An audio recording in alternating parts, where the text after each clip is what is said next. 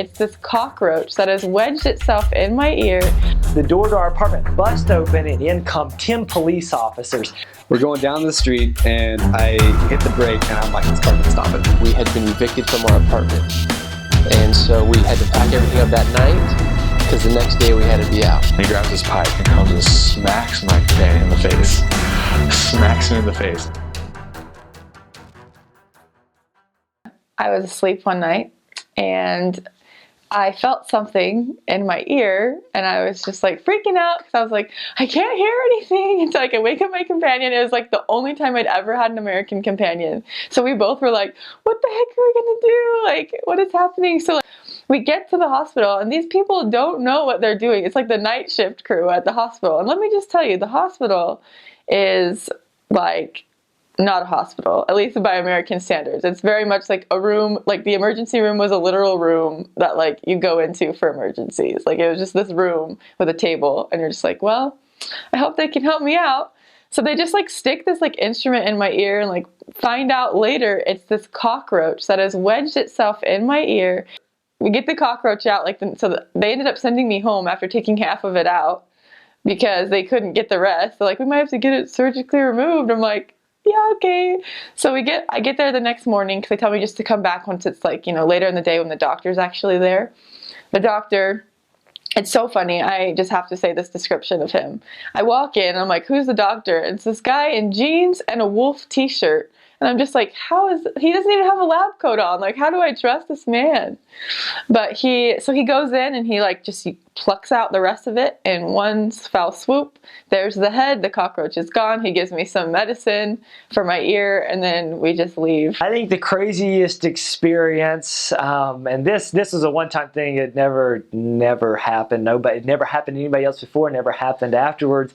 But one day in the morning time, we were still in our apartment studying, and all of a sudden we hear gunshots outside and people running around. And so there was the ladies who owned the pension, well, her and her daughter, they were outside, and I heard them yelling. So I waited till the gunshot stopped, and I jumped up and ran to go see if they're okay. And I was kind of coming down the hall. I hear people on top of the roof, and I'm thinking, okay, this is getting kind of crazy.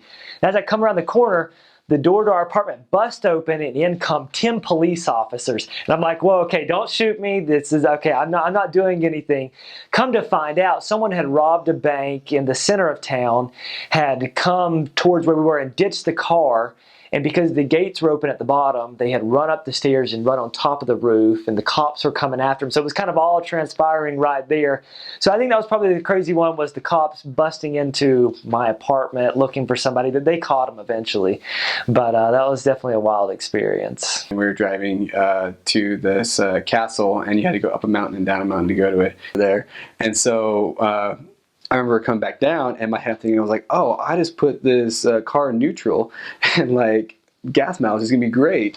So we're going down the mountain and everything's gonna be fine and all that stuff. And then I remember we're going around a turn and I was pushing on the brake and I felt something weird with the brake and I was like, oh no.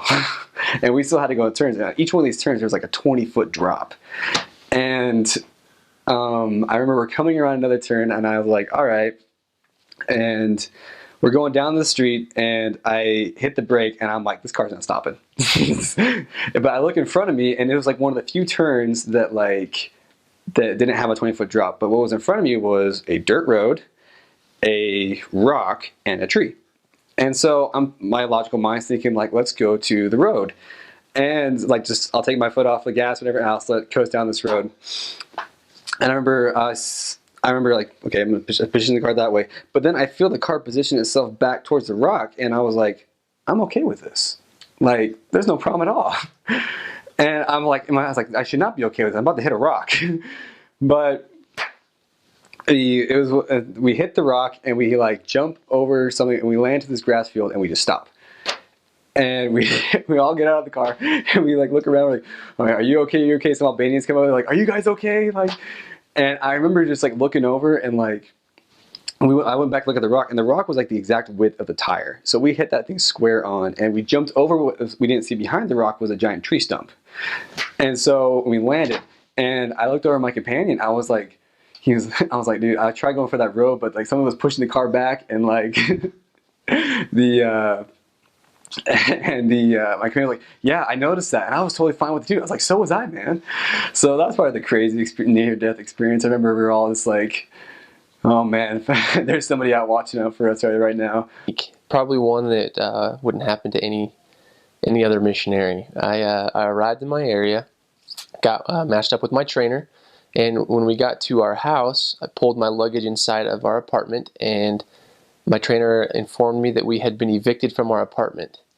And so we had to pack everything up that night because the next day we had to be out of our apartment. So the way, this is how Brazil is a little bit different than Utah, is the way they move from house to house is with these, basically those Volkswagen vans, and they chop the back off and they put a flatbed on there. So those really old Volkswagen vans, flatbed on the back, and you throw all of your stuff on top of there, and then they throw some ropes around it, and that's how you move your stuff from point A to point B. So we rented one of those, and we loaded all of our stuff up on there, which included, couches, beds, kitchen tables, anything that was in the apartment on top of there. And then we were driving over to another missionary's house where we were going to stay until we could find another apartment. In Brazil, you normally, if you're on the apartment hunt, it's done by the missionaries and not by the office or anything else like that. So we loaded everything up, and I rode on the back, inside of a couch, on the back of the truck, as we drove over to the other place. And my companion was inside with the driver. There wasn't room for me inside. We get there, we unloaded, and we were in a very small room with 4 missionaries. So we were sleeping on the floor on our mattresses. Inside this first week, just some unique experiences that I had. There was a huge rainstorm that came in and flooded the entire apartment. So I woke up in the middle, or in the morning, and all my clothes were wet. Mattress was completely soaking, and then also in that same time we had rats in the house and different types of cockroaches that were crawling on us as we were trying to sleep, just because we were sleeping on the ground and the apartment wasn't very clean or anything like that. But that lasted for 7 weeks, sleeping in those conditions and living in those conditions while trying to learn the language, while trying to take a bus 45 minutes over to our area where we lived, or where we worked, to find a house to live in, as well as teach the investigators that we had. So my last area, serving Lagos, we went to a sketchier part of town. It's called Shinicato. And we were leaving to try to get a taxi to make it to another lesson back in the city, the actual city Lagos, which is about a 15-minute walk or 20-minute drive. So we were trying to hurry, get a taxi. We were meeting the taxi driver at the bar, or the cafe, I can't remember where it was. There were a bunch of kids, super high. There was about 10 or 15 kids in this bar, just super high. Like, they were teenagers, I don't know where they were in there, but they're like, ranged from 14 to 18, just super high. And they, as we were waiting for the taxi, they came out, and as they left, they just started, saying normal swear words and just bashing on us, the church, Jesus Christ, and I remember, don't do this. I remember kind of just as they walked away, both my companions kind of went more towards like going into the bar to ask the people to call the guy again, the taxi driver. I remember just like kind of watching them as they left, because I was kind of ticked what they said. I just watched them, and one of them kind of looked back. And because they're high, they don't have any control of what they're thinking or what they're feeling or whatever. So I remember looking back, and he started talking to me. Like, they were at least 50 yards away, but he started yelling back at me. And then I just ignored it and went back inside. Anyways, my companion goes out, and he's like, Elder Liberty, get back out here. And I come out, and this whole group of guys are coming back. And one of them grabs a garden. It wasn't a garden hose. It was like a pipe for a sprinkler system. And he grabs this pipe and comes and smacks my companion in the face. Smacks him in the face. This does not happen a lot. Just don't be dumb like me. Smacks him in the face. Some other guy comes to uppercut him in the mouth, but I pulled him away. And then the guys that were in the cafe came and helped us and kind of split it up. So that was a pretty crazy, sketchy thing. So anyway, just, I guess, don't look at him like that, like I did. I was so dumb. Anyway, so that was a crazy experience.